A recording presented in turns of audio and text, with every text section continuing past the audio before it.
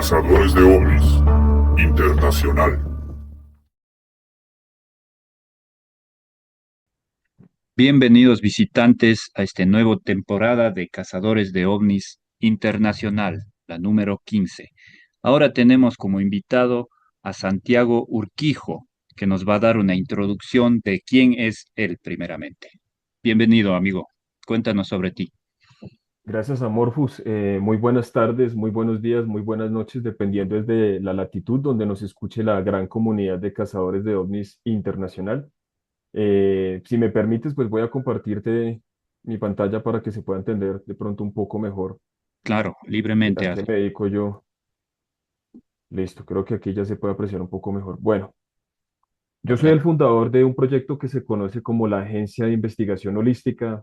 Digamos lo que desde muy niño he tenido curiosidad por este tipo de temas y desde que recuerdo me he cuestionado diferentes cosas porque siempre he creído que todo es verdad, todo es posible y que todo tiene que verse con unos ojos completamente diferentes pues a estos ojos físicos. Desde ahí me formé como ufólogo durante los últimos años de mi vida, como investigador, porque pues son dos conceptos completamente diferentes. Entendí que una herramienta importante para poder entender este fenómeno pues es la hipnosis. Me formé como hipnoterapeuta recientemente. Eh, y digamos lo que alguna de las cosas que me caracteriza es que trato de innovar y de entender diferentes métodos para darle una visión, llamo yo, un poco más holística. Entonces de ahí nace el nombre del proyecto, que es Agencia de Investigación Holística, donde lo que tratamos de hacer es conectar diferentes ramas, diferentes pilares, la meditación, la alquimia, entender las culturas ancestrales, es decir, las culturas que pertenecían a civilizaciones indígenas, por supuesto, y el sonido, es decir, el estudio de las frecuencias. Y debajo, pues ves que se encuentra en color rojo lo que es abducciones, hipnosis, porque es como la herramienta fundamental que hay detrás de ello. Entonces, ¿qué hacemos? Unimos todo esto, lo vemos como si se tratara de uno solo, para poder tener una visión mucho más amplia y tener un concepto mucho más amplio, mucho más definido, mejor estructurado de todo lo relacionado con el fenómeno. En el caso, por ejemplo, si tú te has dado cuenta, la religión muchas veces suele confundir la demonología con la ufología. Entonces, es cuestión de empezar a hilar muy fino y sacar estos datos para poder darle un punto de vista mucho más crítico al fenómeno, y de ahí pues nace el proyecto de Agencia de Investigación Holística, que es lo que hemos trabajado muy fuerte pues durante el último año. Ese es básicamente Santiago Urquijo, pues es el fundador de este proyecto. Muy bien, gracias por esa introducción, Santiago.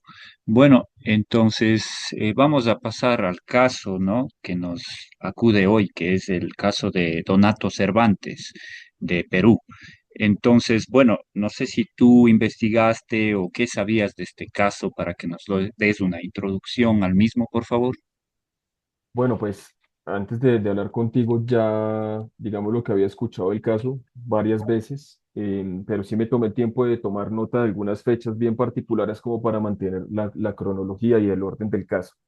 Bien, Yo creo que es uno de los casos, mira, Morfus, más representativo, más importante de toda la casuística de la ufología, porque es de los pocos que reúne el componente médico, el componente de los testigos, hay pruebas físicas, está el testimonio de su familia, sus hijos, su esposa, incluso prensa. Entonces, el hecho de que reúne tantos aspectos le da mucha fuerza y credibilidad al caso.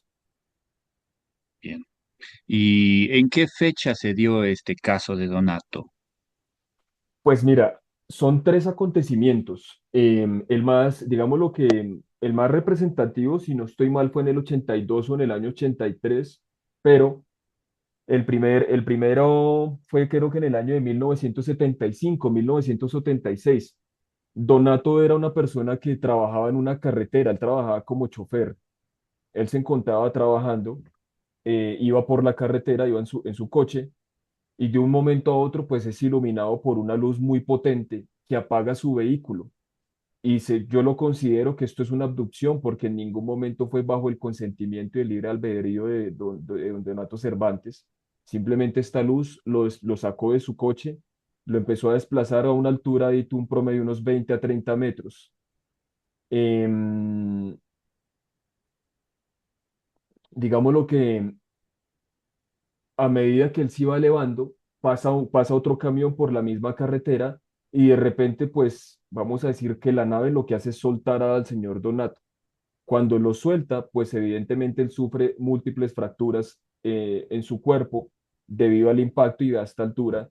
Y Donato, pues ahí es, digamos, lo que es la primera hospitalización que tiene. Ese es como como el primer episodio, llamémoslo que es como el detonante de su caso. Entonces, Donato llega al hospital, lo revisan los médicos y los enfermeros y se dan cuenta que efectivamente él sufrió un politraumatismo y que necesita una recuperación muy alta.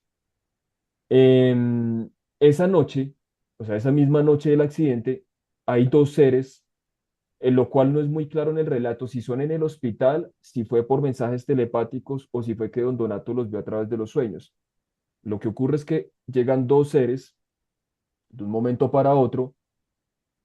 Donato los considera como sus amigos desde ese momento y lo curan mágicamente. Es decir, que todas las fracturas, la abrasión que tenía Donato en su piel, pues es completamente curada, lo cual pues se vuelve un misterio y sorprende por completo al personal médico y al personal de salud. Ese es como el momento cero y el punto de contacto de Donato Cervantes. Se desconoce con claridad cuál fue la conversación que tuvo Donato con estos seres, pero lo que sí podríamos decir es que a partir de ahí él los considera como sus amigos. Desde este momento uno, que es el primer punto de encuentro que tiene Donato Cervantes con seres de otra civilización, de otro planeta o quizás de otra estrella. Bien. Y bueno, en tu experiencia, ¿no es cierto?, con tu trabajo, ¿tú cómo distingues de un caso donde la persona está mintiendo o está diciendo la verdad? Mira, hay algo que es muy importante y es la coherencia del relato. En mi caso personal, yo utilizo algo que se llama, bueno, yo no creo que esto se pueda ver muy fácil por cámara, sin embargo voy a tratar de mostrártelos aquí al frente. Es un Claro, registro que se lleva de manera física, donde bien, está segmentado en varios puntos. El primero es la identificación del caso, es decir, el caso en grosso modo es entender el perfil del testigo. El tercero es el contexto del evento, la descripción del fenómeno como tal, el registro gráfico, la interacción, es decir, entre el ser o entre el objeto con el testigo, la presencia no humana y se hacen algunas preguntas de validación técnica científica, cuál es la evidencia que está soportando el caso, cuáles son los efectos que ocurrieron posteriormente a esto en el testigo, los análisis del investigador, que son unas conclusiones estrictamente personales, y por último es el nivel de credibilidad. Yo meto todo esto, yo lo llamo en una matriz, y de bien, acuerdo al resultado que me arroje, me da, digámoslo, la capacidad de poder sacar una conclusión un poquito más sólida.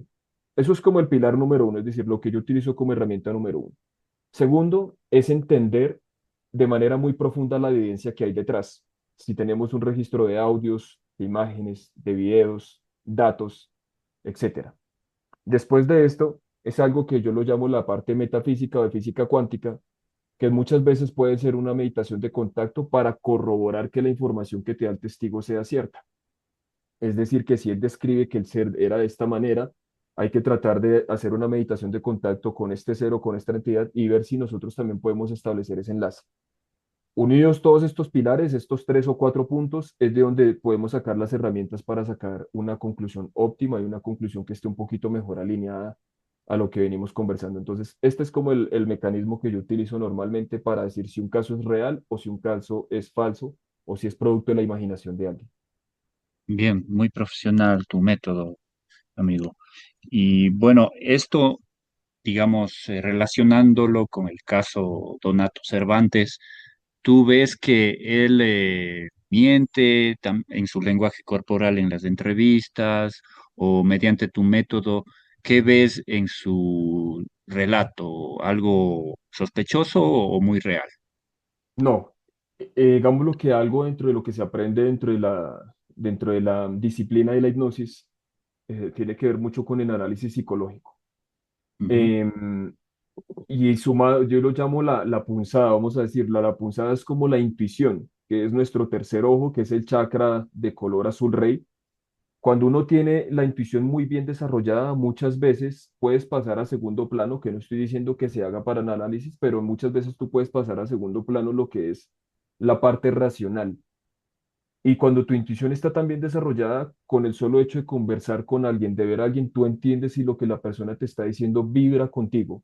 En el caso de Donato Cervantes, si lo revisamos desde el punto de vista clínico, desde el punto de vista de la programación neurolingüística y de cómo él se expresa su lenguaje verbal, su lenguaje no verbal, es un caso completamente genuino.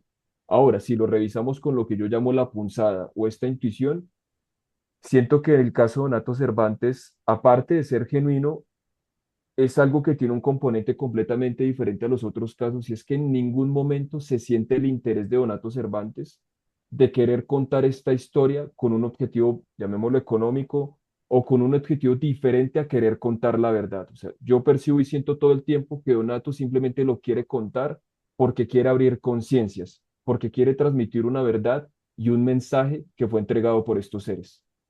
Exacto. De hecho, esto que él no tiene un interés material, económico, conecta con nuestra propuesta dentro de una organización que yo trabajo que se llama Economía Basada en Recursos, que es pues dar sin pedir nada a cambio, ¿no? Porque ahí vienen muchas veces los problemas. Obviamente algo de dinero se necesita en el sistema que estamos ahora, pero eso pasa a segundo plano, ¿no? Como el caso de Donato. Sí, entonces vamos a la siguiente pregunta y gracias por la pregunta que me acabas de dar. Bueno, nosotros más o menos estamos preparados para un contacto porque estamos metidos en esto de la exobiología, pero ¿tú crees que la gente, digamos, masivamente está preparada por un contacto así y cómo deberían actuar frente a un contacto así? Mira, la civilización en términos generales, no Claro, estamos preparados para un tipo de contacto. ¿Esto qué significaría? Mira, esto se traduce en algo muy simple. Es acabar completamente con el sistema político, religioso, económico, lo que quiere llevar que nos va a llevar a un colapso. Mucha gente va a entrar en pánico también, seguramente, porque no tenemos una preparación previa y porque nos estamos limitando únicamente a lo que vemos con nuestros propios ojos físicos. Ahora imagínate tú donde de un momento a otro llegue un ser de 2,5 metros o 3 metros con forma de una mantis religiosa, o que llegue otro ser cuyo aspecto es humanoide híbrido. La gente puede enloquecer, entonces va a tener también un impacto mental muy fuerte en cada una de las personas. Y eso que no estamos tocando el tema más importante, que es intangible, que es el tema energético. Cómo claro. nuestros cuerpos y cómo nuestra energía se va a comportar con la presencia de estos seres. Definitivamente no. Considero que la civilización no está lista para tener un tipo de contacto de ese nivel, por lo menos no la civilización de ahora. Las civilizaciones de antes lo hacían mucho, mucho mejor porque lo entendían muy bien, pero el hombre moderno no está listo para eso. Exactamente, muy realista lo que tú dices. Claro, el hombre moderno está exacerbado en su ego, ¿no? Entonces eso no le permite hacer contacto. Sí, y de hecho por eso proponemos en la EBR, Economía Basada en Recursos, de que hay que superar también el dinero, ir hacia los recursos directos, ¿no? Porque pues el dinero a veces se convierte en algo muy denso. Bueno, gracias por eso. A ver, también tenía otra cuestión, ¿no? Mm, ya, la gente ahora pues piensa que hay más extraterrestres que se dejan ver, sobre todo ovnis, pero ¿crees que más bien es porque hay más tecnología para registrarlos, tenemos los teléfonos móviles para grabarlos, o siempre han estado allí? ¿Qué piensas sobre eso? Yo pienso que siempre han estado allí, no lo dudo ni siquiera un instante. Y de hecho estoy completamente convencido que muchos miles de años atrás el contacto con la civilización humana era directo, es decir, que ellos se encontraban aquí interactuando con nosotros, seguramente mostrando su verdadero aspecto físico. Hoy día, si bien hay muchas razas, muchas de ellas tienen su camuflaje activo, se hacen pasar por seres humanos, evitan el contacto con este tipo de dispositivos electrónicos porque saben que es la única manera en la que los podemos registrar. Entonces yo siento que el contacto antes era más directo, más fuerte y más claro. Hoy día, producto de la tecnología, tratan es de buscar la manera de ocultarse, como seguramente ha ocurrido en diferentes eventos, particularmente en Colombia o en México. Pero siento que no, que el contacto antes era mucho más directo y que la tecnología se ha encargado de minimizar un poco ese contacto, y también debe ser la apertura a nivel de conciencia que tenemos. Bien. Y bueno, también quería saber si es que Donato Cervantes, volviendo al caso este, no tenía como agentes astrales o agentes que no le permitan contactarse con seres extraterrestres. ¿Tú sabes de ese tema más o menos? ¿Me Es decir, entiendes? que si Donato Cervantes tenía una larva astral que no le permitiera hacer esa conexión.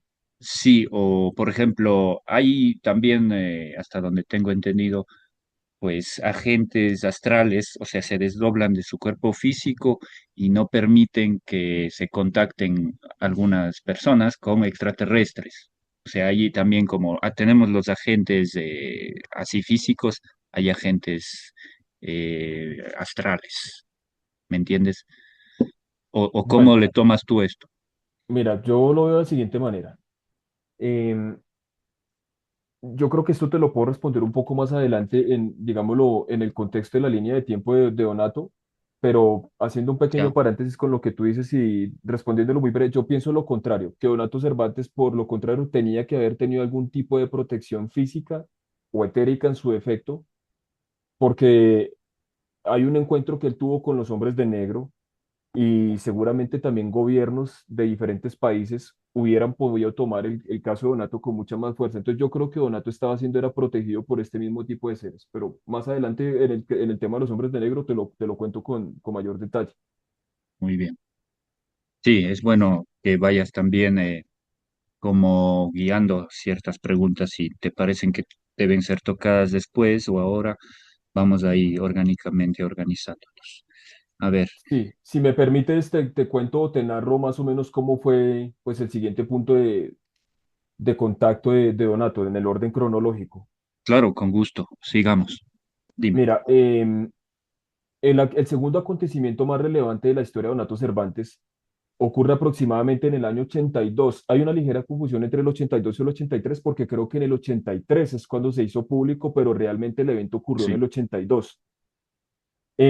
Donato Cervantes, creo que ese día había llegado, no sé si ebrio o bajo efectos del alcohol a su casa y él tuvo un accidente con la puerta, se cortó parte de su antebrazo con los vidrios de la puerta, se cayó, o sea, se cayó y cayó sobre la puerta.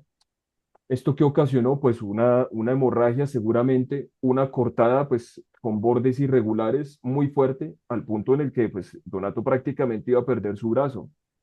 Donato fue al hospital producto de esto.